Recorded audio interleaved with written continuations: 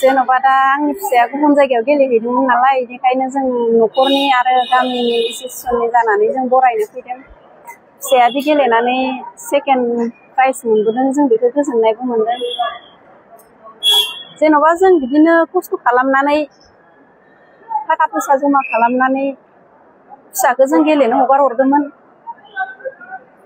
दा जोङो बेखिनि रांखौ खस्थ' खालामना दिहुनदों आरो बिदिनो मोसौ अमा बोरमा फाननानैबाबो जों हरदों खस्थ'नि गेजेरजोंबाबो हरदोंमोन।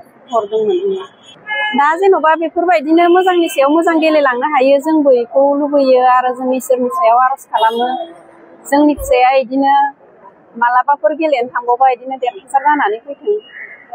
बिदिनो सरकाराथ' गोजौनि सरकारफोरा जेन'बा सारमोना अननानै जोंखौ गैयि न'खर हिसाबै सहाय होयोबा जों मोजां मोनगौमोन गेलेनायाव दावगाबावनो हाथों।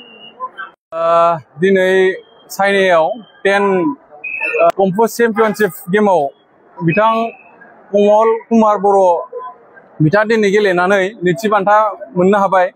जोंनि हारिनि थाखाय हादरनि थाखाय जोबोद बाख्नायथावना खामानि बेफोरो।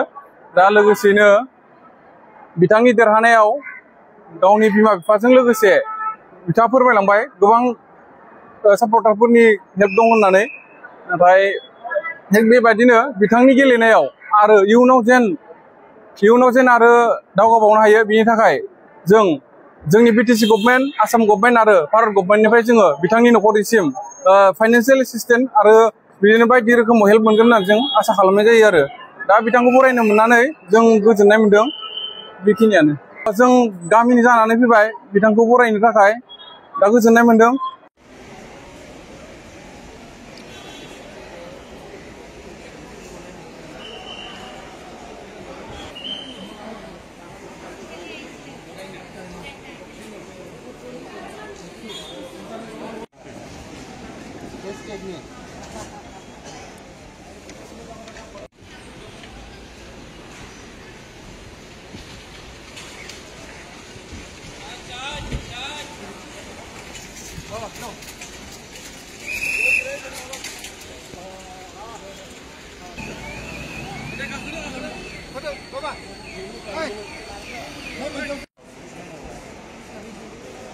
थोड़ा आगे जा सकते, हल्का सा आगे बस आप बस